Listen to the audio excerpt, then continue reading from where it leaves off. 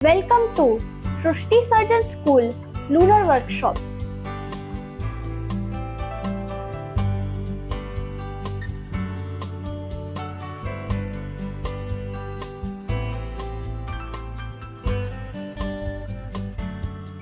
When I look at your heavens, the work of your fingers, the moon and the stars which you have set in place. So, thank you, Anushka.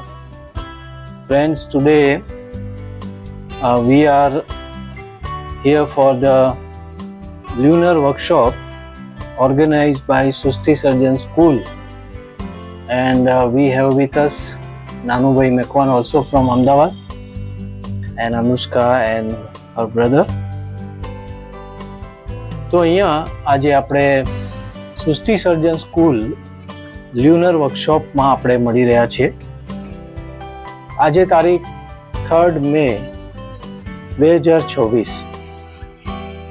I'll give you the background. On 1st of May, we had a full moon, and that moon is known as a flower moon. પહેલી મે જે full moon હતો, જે પૂર્ણિમાનો ચંદ્ર હતો, એને flower moon કહેવામાં આવે છે. કારણ કે નોર્ધન હેમિસ્ફિયરમાં આ દિવસોમાં ફૂલ જે છે અબન્ડન્સમાં જોવા મળે છે, અને એટલા માટે ટ્રેડિશનલ એક પરંપરા છે કે જેની અંદર મૂન ના જે ફૂલ મૂન છે એને ઋતુઓ પ્રમાણે નામ આપવામાં આવે છે. એટલે 1st May ના ફૂલ મૂનને ફ્લાવર મૂન કહેવામાં આવે છે. આ જે મહિનો છે, this month is a very special month because on the 1st of May there is a full moon, and also on the last day of this month there is a full moon, right? That is 31st. Now when full moon occurs twice in a month, then the second moon is called blue moon. It is not blue in color, but it is a kind of rare event. Moon આકાશમાં આપણો એક શું છે? Celestial neighbor છે. You see, just think about it. આપણે ઘણીવાર મૂનને બહુ જોતા નથી હોતા, બરાબર ને? ઘણીવાર આપણે નજર નથી પડતી, પણ તમે વિચાર કરો કે અર્થની પાસે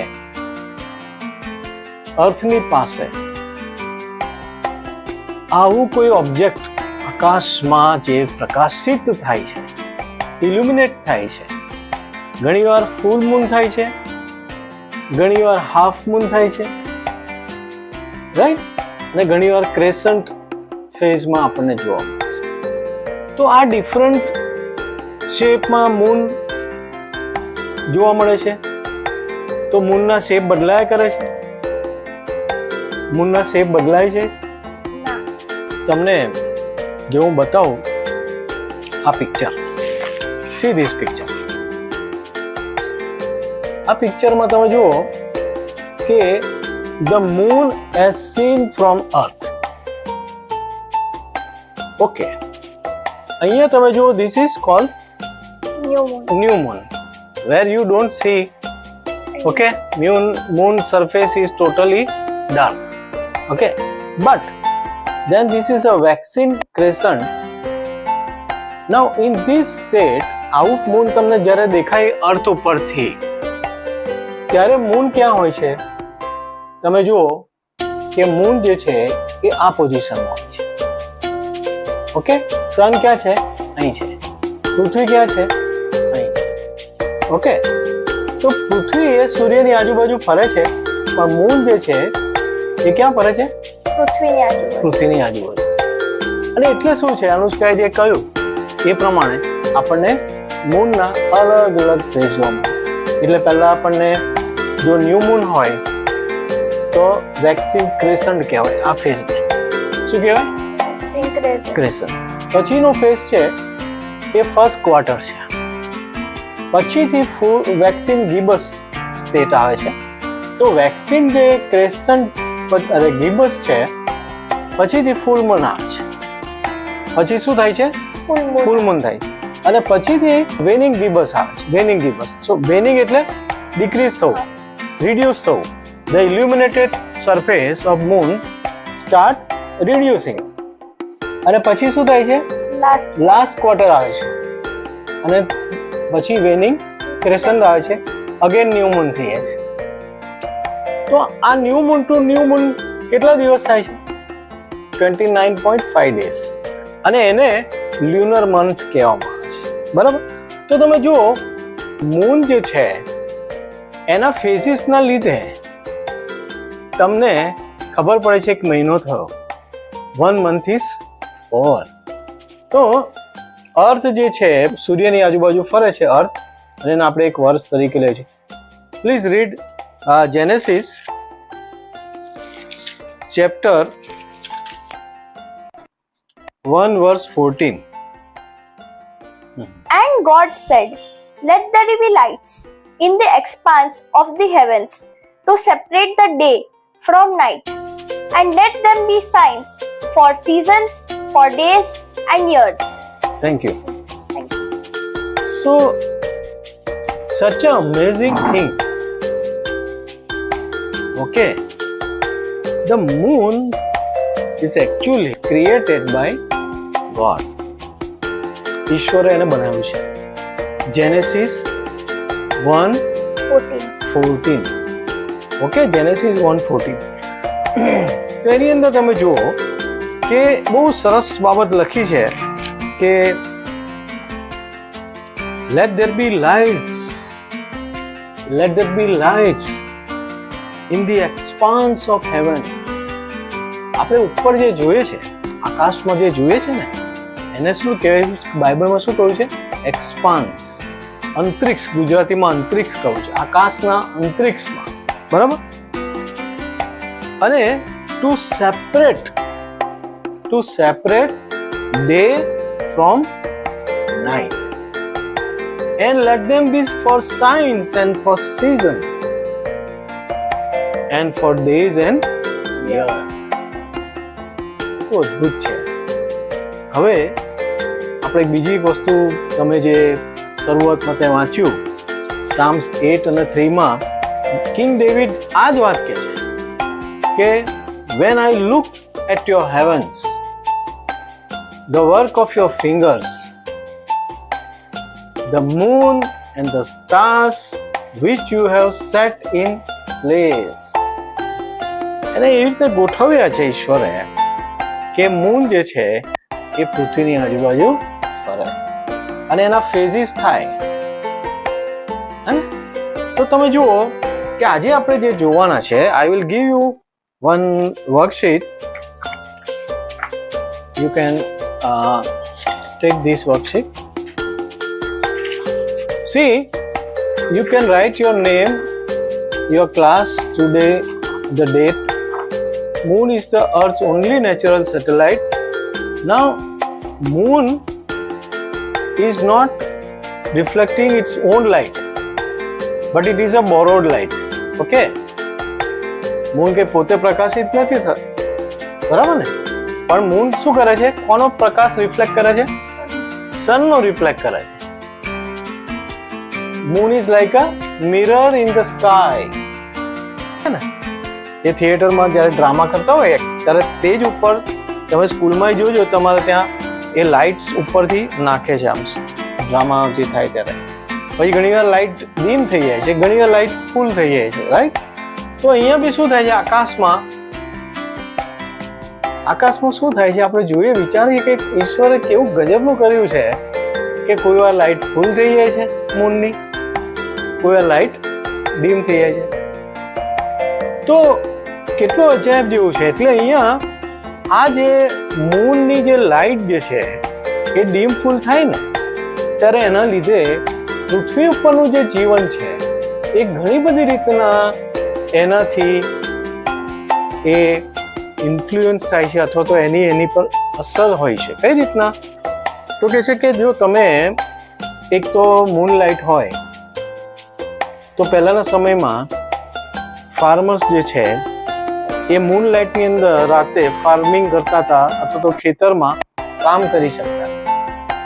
પછી કેટલાક બર્ડ્સ જેમ કે આઉલ્સ એવા બર્ડ હોય છે કે જે રાતે મૂનલાઇટની અંદર દે સ્ટાર્ટ સર્ચિંગ ધેર ફૂડ, કારણ કે એમને એ રાતે શું છે એ દેખાય છે, બરાબર, અને એટલા માટે એ પોતાનો શિકાર શું છે શોધવા માટે નીકળી પડે છે. ઓકે, પછી તમે ઘણી વાર એ જુઓ કે સી ટર્ટલ્સ જે છે એ જ્યારે નેસ્ટિંગ કરવાનું હોય છે ત્યારે જે ફિમેલ હોય છે એ દરિયામાંથી કિનારા પર આવે છે, સી બીચ પર આવે છે અને ત્યાં નેસ્ટિંગ કરે છે. તો એને એ મૂનલાઇટનો ઉપયોગ કરે છે. ઓકે, પછીથી જ્યારે બચ્ચા થઈ જાય છે તો એ મૂનલાઇટની અંદર એ લોકો પાછા દરિયામાં જતા રહે છે. સી, નેચરમાં ઈશ્વરે આ બધી વ્યવસ્થા કરી છે. બીજું કે જ્યારે ફૂલ મૂન થાય છે ત્યારે શું થાય છે દરિયામાં? શું થાય છે? દરિયામાં હાઈ ટાઈડ આવે છે. હાઈ ટાઈડ આવે છે. એટલે હાઈ ટાઈડ આવે છે ત્યારે શું થાય છે કે ટર્ટલ્સ જે છે એનો ઉપયોગ કરીને બહાર આવી જાય છે અને સાથે એમને ફૂલ લાઇટ બી જોવા મળે છે. ઓકે, તો આ બધી રીતના મૂન જે છે એ આખી આપણી એક્ટિવિટી જે છે, લાઈફ જે છે ઓન અર્થ, એને એ ઘણી બધી રીતના સપોર્ટ કરે છે, બરાબર. બીજી એક બાબત છે કે અર્થ જે છે એ કેટલા ડિગ્રીથી ફરે છે?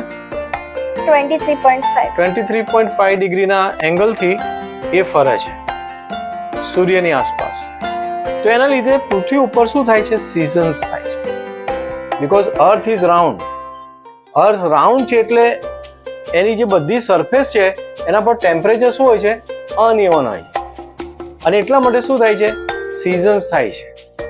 પણ અર્થની જે સ્ટેબિલિટી જે છે એ 23.5 એંગલથી ફરે એના માટે મૂન શું કરે છે?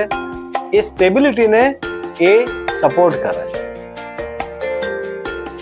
મૂન એ પૃથ્વીની આજુબાજુ ફરે છે. તમે જુઓ કે મૂન જે છે એનો આપણે એક જ ફેસ જોઈએ છે. આપણે મૂનની બેક સાઈડ જોતા નથી. We see only one side of the moon. કેમ? કારણ કે મૂન જેની એક્સિસ પર ફરે છે એ જ સ્પીડથી મૂન એ અર્થની આજુબાજુ ફરે છે અને એટલે આપણે શું છે કે always we see one side of the moon. Okay, અને એના લીધે શું થાય છે કે મૂનના રોટેશનના લીધે અર્થની આજુબાજુ અર્થ જે ફરે છે આમ, તો એ મૂન શું કરે છે? એની અર્થનું રોટેશન છે એને સ્ટેબિલિટી આપવામાં સપોર્ટ કરે છે. ઓકે, હવે તમે બીજી એક બાબત આપણે આવીએ છીએ એ છે the features of moon. Moon આપણો એક નેબર છે. હવે એના ઉપર એની જે સરફેસ કેવી છે, બરાબર. તો આ રીતના તમે જુઓ કે મૂનની જે સરફેસ છે એ સરફેસ કેવી છે. તો પહેલી વસ્તુ છે, મૂનની સરફેસ પર આવા ક્રેટર્સ છે, એ પીટ્સ છે, બધા ખાડા છે. પછી બીજું જે મૂનની જે સરફેસ છે એમાં બીજી વસ્તુ એ છે કે એના ઉપર આપણને ડાર્ક પેચીસ જોવા મળે છે. હવે જ્યારે તમે મૂન જોશો ટેલિસ્કોપથી તો તમે શું ઓબ્ઝર્વ કરશો? Right, you will notice a Tycho crater. તમને હું એ બતાવીશ. ટાઇકો ક્રેટર તમે જોશો. બીજું છે you will see the dark patches. Okay, મૂનની જે સરફેસ છે એના ઉપર બધા જ ધબ્બા દેખાય છે, આપણે કાળા ધબ્બા દેખાય, રાઈટ. તો એ શું છે, એ લાવાના લીધે એને મારિયા કહે છે. લેટિન ભાષામાં એને મારિયા કહે છે. મારિયા એટલે સી. તો પહેલાના સમયમાં લોકોને એટલે એસ્ટ્રોનોમર્સ એવું હતું કે આ મૂનને જોતા હતા તો એમને એવું થતું કે ઉપર દરિયો છે, આ જે ધબ્બા જેવું દેખાય છે એટલે કે દરિયો છે. So they called it maria. એનો મિનિંગ થાય છે sea, but it is actually the sea of લાવા.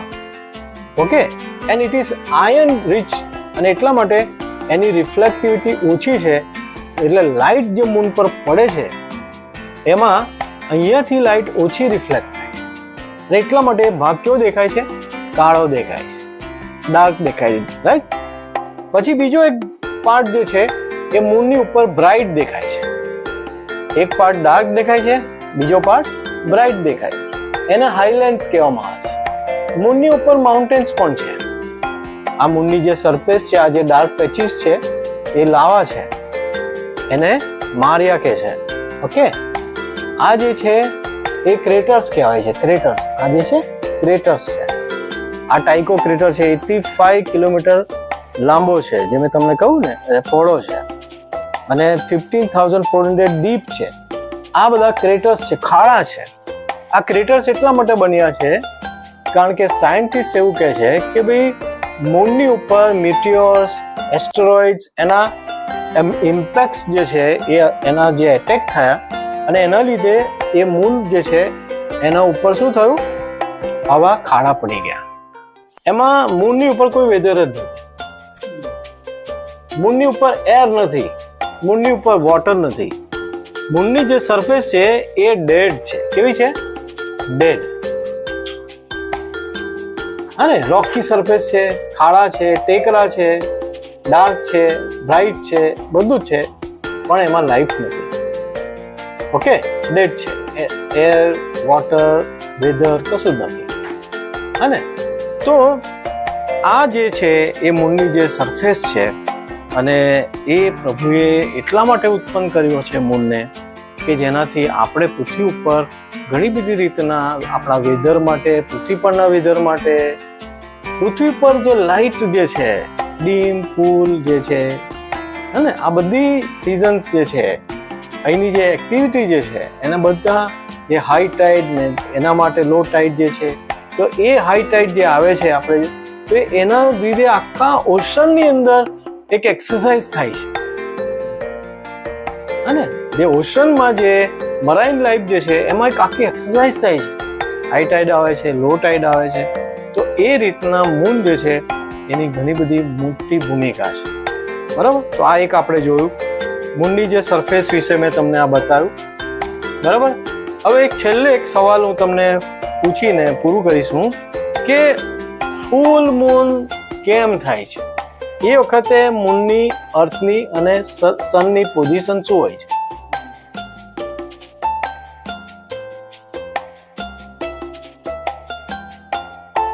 કેમ આપણને અહીંયાથી આકાશમાં આપણે જોઈએ છે અત્યારે તો આપણને ફૂલ મૂન દેખાય છે, પ્રકાશિત દેખાય છે? એવું શું હોય છે? કારણ કે મૂન એ મિરર છે. આપણે એવું કહીએ છીએ કે moon is a mirror. A mirror છે કે સનની લાઇટ એના પર પડે છે. તો એનો અર્થ એ થયો કે મૂનને પૂરેપૂરો જો એને રાઉન્ડ બતાવવો હોય વ્હાઇટ, ઓકે, તો એ બરાબર એક્ઝેક્ટ સનની સામે હોવો જોઈએ. આ સન છે અને આ મૂન છે, આ એક્ઝેક્ટ સામે હોવો જોઈએ, રાઈટ? અને અર્થ ક્યાં હોય? અર્થ ઇન બિટવીન, વચ્ચે. તો અહીંયા મેં આ પિક્ચરમાં બતાવી, જો બરાબર, આ સન છે, એની લાઈટ પડે છે સીધી મૂન ઉપર. અને એટલા માટે જે પૃથ્વી ઉપર આપણે અહીંયા છીએ, એકચ્યુઅલી અહીંયા નાઇટ છે, આપણે પૃથ્વી પરથી સીધું મૂનને જોઈએ છે તો કેવું દેખાય છે? રાઉન્ડ દેખાય, રાઈટ? ઓકે, તો આ રીતના એ છે. અને ઓકે, હવે હું તમને બીજું એક ટોપિક વિશે તમને જસ્ટ કહી દઉં કે હમણાં તમે જુપિટરના મૂન જોશો તો જુપિટર જે છે એના જે 4 મૂન છે એ અહીંયા મેં બતાવ્યા છે. આ જુપિટર પ્લેનેટ છે. તો હવે આ જે જુપિટર છે એના 4 મૂન છે, અને 1610માં ગેલિલિયોએ એના ટેલિસ્કોપથી 1610માં આ 4 મૂન જોયા હતા. અને આ મૂનનું નામ છે આયો, યુરોપા, ગેનીમેડ અને કેલિસ્ટો. ઓકે, તો હવે અહીંયા આજે આપણે આ લ્યુનર વર્કશોપનું પહેલું સેશન આજે આપણે 3 મે પૂરું કરીએ છીએ.